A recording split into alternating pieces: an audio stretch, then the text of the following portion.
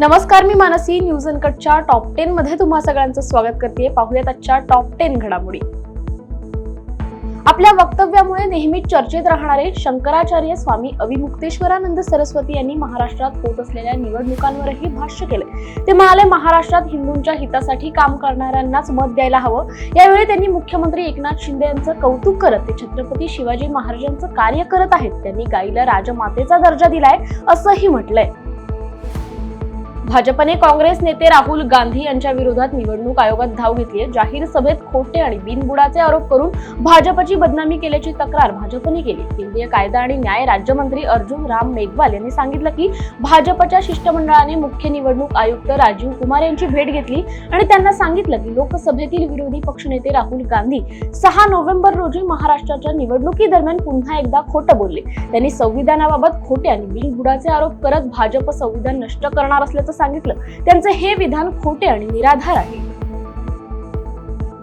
काँग्रेसचे राष्ट्रीय अध्यक्ष मल्लिकार्जुन खरगे यांनी उत्तर प्रदेशचे मुख्यमंत्री योगी आदित्यनाथ यांची तुलना दहशतवाद्यांशी केल्याने राजकारण तापलंय. या प्रकरणावर आता माजी काँग्रेस नेते आचार्य प्रमोद कृष्णम यांची प्रतिक्रिया आली. मल्लिकार्जुन खरगे नावाचे हिंदू आहेत, त्यांची कृती हिंदूंची वाटत नाही अशी टीका त्यांनी केली आहे. आचार्य प्रमोद कृष्णम म्हणाले, मल्लिकार्जुन खरगे हे त्यांच्या नावावरून हिंदू वाटतात, पण त्यांच्या कृतीतून हिंदू वाटत नाहीत. ते हिंदू आहेत की नाही हे त्यांनी आधी सांगायला हवं. त्यांची विधाने सनातनला शोभणारी नाहीत. अशा व्यक्तीला भारतात राजकारण करण्याचा अधिकार नाही अशी टीका त्यांनी केली आहे. विधानसभा निवडणुकीला काही दिवस शिल्लक असताना प्रचार सभा मोठ्या प्रमाणावर होताना दिसतात. राज्यातील सर्व पक्ष रिंगणात उतरलेत. राज्यभरात प्रचाराचा धुरळा उडताना दिसतोय. अशातच शिवसेना उद्धव बाळासाहेब ठाकरे गटाचे प्रमुख माजी मुख्यमंत्री उद्धव ठाकरे यांची वणी येथे काल सोमवारी जाहीर सभा आयोजित करण्यात आली. त्यावेळी उद्धव ठाकरे जाताना निवडणूक अधिकाऱ्यांकडून त्यांच्या बॅगेची तपासणी करण्यात आली. त्यावरून उद्धव ठाकरे संतापले. त्यांनी या घटनेचा व्हिडिओ सोशल मीडियावरती प्रसारित केला. त्याचबरोबर निवडणूक अधिकाऱ्यांसमोर त्यांनी माझी सोडून आणखी कोणाची बॅग तपासली असा प्रश्न देखील उपस्थित केला होता. त्यानंतर आता या प्रकरणावरून राजकीय वर्तुळात चर्चा सुरू झाली आहे. याबाबत राष्ट्रवादी काँग्रेस शरदचंद्र पवार पक्षाचे अध्यक्ष शरद पवार यांनी प्रतिक्रिया दिली आहे. उद्धव ठाकरे यांच्या बॅग तपासणीच्या प्रकरणावर शरद पवार यांनी प्रतिक्रिया देताना म्हटलं, सत्ता त्यांच्या हातात आहे. सत्तेचा कसा उपयोग करायचा हे त्यांनी ठरवलंय. विरोधकांना त्रास देण्याचा हा सत्ताधाऱ्यांचा प्रयत्न आहे. त्यांचा त्रास सहन करावा लागेल. यावर नाराजी व्यक्त करणं आवश्यक आहे. सामान्य लोकांनाही कळतं, विरोधकांना असा त्रास देणं लोकांनाही फारसं आवडलेलं नाही. मात्र या गोष्टीचा निवडणुकीवर परिणाम होईल असे नाही, असंही शरद पवार यांनी यावेळी म्हटलंय. वणी येथील हेलिपॅडवर उतरताच उद्धव ठाकरे आणि मिलिंद नार्वेकर यांच्या बॅगांची तपासणी करण्यात आली. यावरून आता राजकीय वर्तुळात आरोप प्रत्यारोप होऊ लागले. यावर आता वंचित बहुजन आघाडीचे प्रकाश आंबेडकर यांनी वक्तव्य केले. सगळ्यांच्या बॅगा तपासल्या जातात, माझी बॅगही तपासली जाते. निवडणुकीच्या काळात बॅग तपासणं हा पोलिसांचा अधिकार आहे. त्यात इश्यू करण्याची काही गरज नाही, त्यात काही अर्थ नाही, असं प्रकाश आंबेडकर यांनी म्हटलंय. मुख्यमंत्री पदाच्या इच्छुकांच्या स्पर्धेत आरपीआय आठवले गटाचे नेते रामदास आठवले यांनीही आपली उपस्थिती नोंदवली आहे. पत्रकार परिषदेत आठवलेंना मुख्यमंत्री व्हायला आवडेल का असा प्रश्न विचारण्यात आला. यावेळी त्यांनी आठवले शैलीत उत्तर दिले, मी मुख्यमंत्री होऊ शकत नाही. मी मुख्यमंत्री व्हायचे जरी म्हटलं तरी वरचे मंत्रीपद जाण्याची शक्यता आहे. मुख्यमंत्री पदासाठी एकनाथ शिंदे, देवेंद्र फडणवीस आणि अजित पवारांचा चढाओढ आहे. पण अशी काही संधी मिळाली तर मला केंद्रीय मंत्र्यांपेक्षा मुख्यमंत्री व्हायला आवडेल असं आठवले म्हणाले.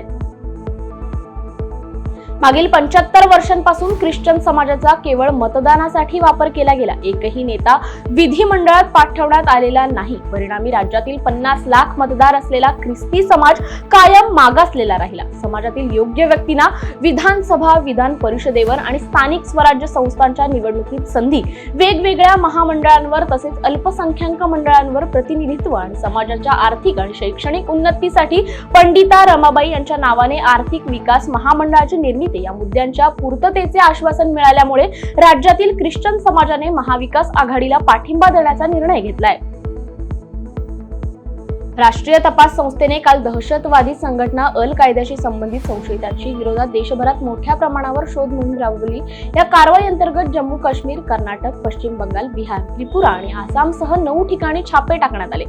NIA ही कारवाई दहशतवादाबाबत देशाची सुरक्षा आणि संरक्षण धोरण मजबूत करण्याच्या दृष्टीने महत्त्वाची आहे. छापेमारीत टेरर फंडिंगशी संबंधित अनेक डिजिटल उपकरणे, बँकिंग कागदपत्रे आणि पुरावे समोर आले. जगावरील तिसऱ्या महायुद्धाचा धोका अजूनही कायम आहे. या स्थितीत जागतिक शांतीसाठी संपूर्ण जगाची आशा आता भारतावर असल्याचं सांगून यात काही लोक अडथळे निर्माण करीत असल्याचं सरसंघचालक मोहन भागवत यांनी नमूद केले. भारत पुन्हा एकदा विश्वगुरू होण्याच्या दिशेने वाटचाल करीत असल्याचंही ते म्हणाले. मध्य प्रदेशात जबलपूर येथे संघाच्या दिवंगत नेत्या डॉक्टर उर्मिला जामदार यांच्या स्मृतीप्रित्यर्थ आयोजित समारंभात भागवत बोलत होते.